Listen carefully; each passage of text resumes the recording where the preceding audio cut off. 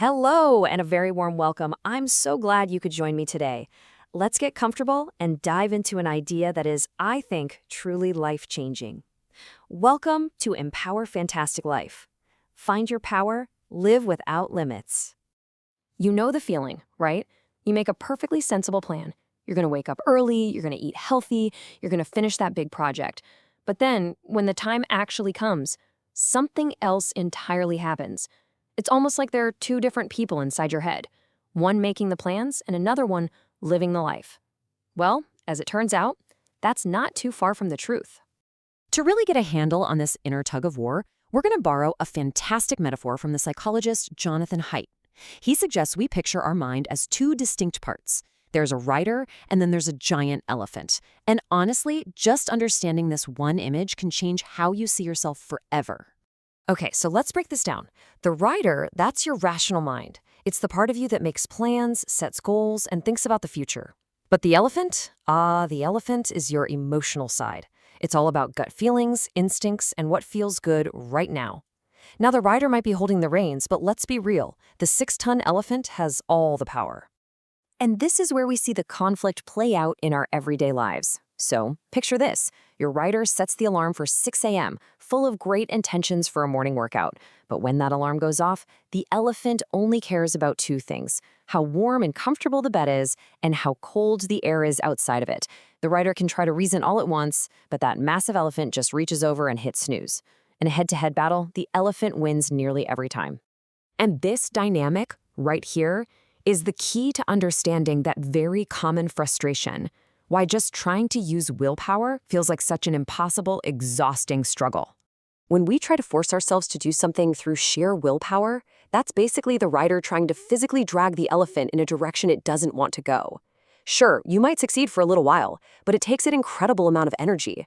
The second you get tired or distracted, that elephant is going to wander right back to where it wanted to be all along. It's just not a good long-term strategy. So here's the big insight. The solution isn't to get a stronger rider to overpower the elephant. No, the secret is to become a smarter rider. A smart rider understands what the elephant wants, what motivates it, and then works with it, not against it, to get where they both want to go. So, if brute force is out, what does a smart rider do?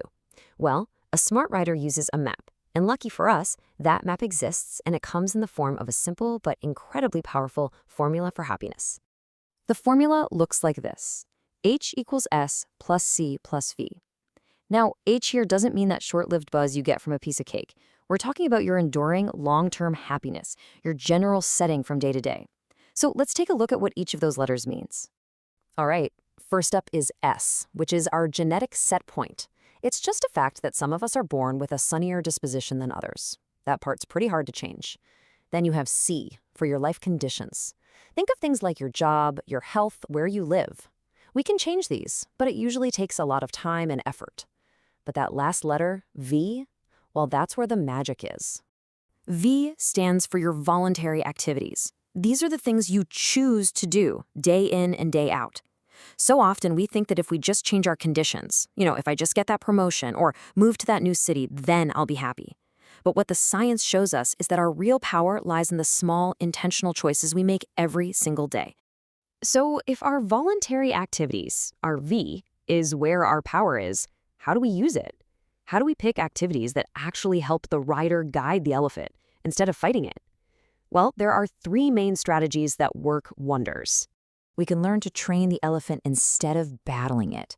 And we do that by changing how it sees the world, by giving it the deep social connection it craves, and by finding strength when things get tough. Let's start with perspective. The old Stoic philosopher Epictetus figured this out thousands of years ago. Think about being stuck in traffic. The elephant's immediate reaction is frustration, right? But the traffic itself is just a neutral event. The rider has a choice. It can let the elephant spiral into anger, or it can reframe the situation. Hey, this is some unexpected free time to listen to that audiobook I've been wanting to finish. Just by changing the story, the writer soothes the elephant. No fight needed. Next up is connection. You have to remember, at its core, the elephant is a social animal. It desperately needs to feel like it belongs to a herd. That's why loneliness is so painful for us. So when the writer makes a voluntary choice to invest time in building real, supportive friendships, it's giving the elephant exactly what it needs to feel safe and content. And finally, there's adversity. Now, this one might sound a little weird, but facing challenges can actually make us happier. We're often told that a happy life is a problem-free life, but that's just not true. When we go through tough times and we consciously work to find meaning in them, something incredible happens. We don't just bounce back, we can actually grow stronger, a phenomenon called post-traumatic growth. The writer becomes wiser and the elephant learns just how resilient it really is. So, when you put all of these pieces together, when you understand the writer and the elephant, and you start using your voluntary activities wisely, you begin moving toward the ultimate goal.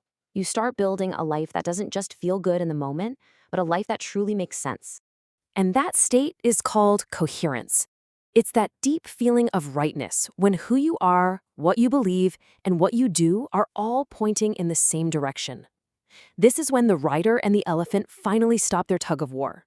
They're not just cooperating, they are walking together on purpose down the same path. And that brings me to my question for you.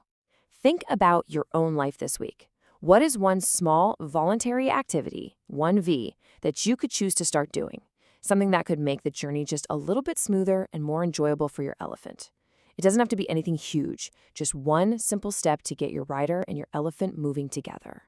You've been listening to Empower Fantastic Life, Jaeger Empowerment Academy. See you next time. Bye-bye.